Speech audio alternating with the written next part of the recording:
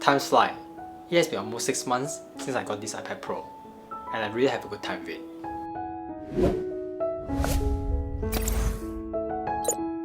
The iPad is best in class in media consumption, and its size and the beautiful screen really justify that.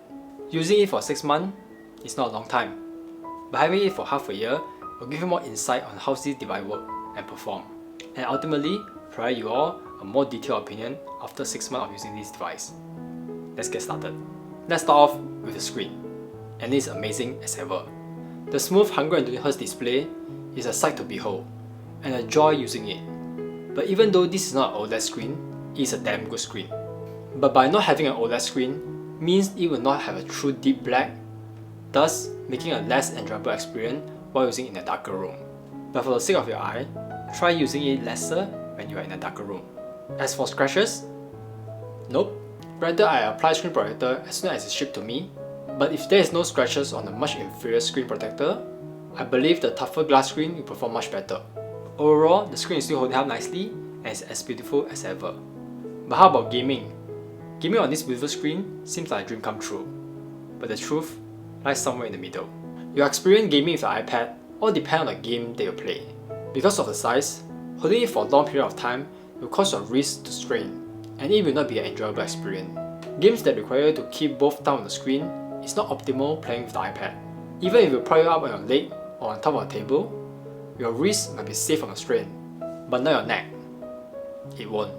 So, games that require one finger will be best suited on the iPad, like this Crashy Cat, Outdoor Odyssey, or an RPG game like Another Eden, which in my opinion is the best mobile RPG currently in the App Store.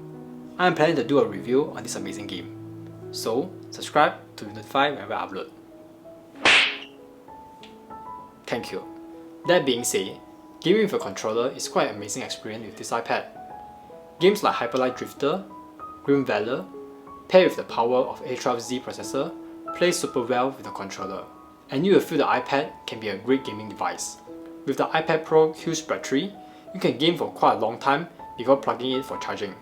Another recently released game, Genshin Impact, can really show the graphic performance of this device. This is an open world ARPG game that with no loading time once you are in the open world.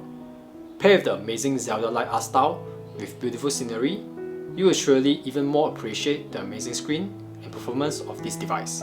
Speaking of charging, we really have to talk about the amazing battery life on this iPad Pro.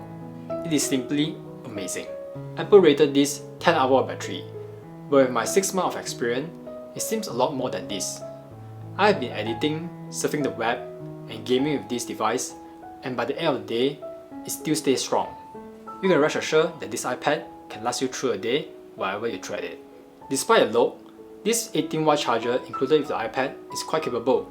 As I mentioned in my previous review, this charger is able to juice up this iPad from 0 to 100 in 3 hours. But it really feels much faster than this. Nonetheless, the battery in this iPad Pro is an A+ in my opinion. Next, let's talk about the performance. During the launch of this iPad Pro, the inclusion of A12Z is quite confusing, since this is just a rebrand of A12X that launched around 2 years ago, with just one extra GPU core enabled. After waiting 2 years for its refresh, I think everyone is expecting A13X or A14X, but that's not what we get. Don't get me wrong, I'm not saying the A12Z is a pushover. It performed really well, and it really showed when exporting 4K video in real time and sometimes faster than real time. But if you export in 1080p, it exports around 2 times faster than real time. It even outperformed the MacBook Pro. So for the performance of this iPad Pro, it really did not disappoint me, and it's still going really strong. And totally wouldn't expect it slowing down anytime soon. As a side note, here are some small updates on my $10 case for my iPad Pro.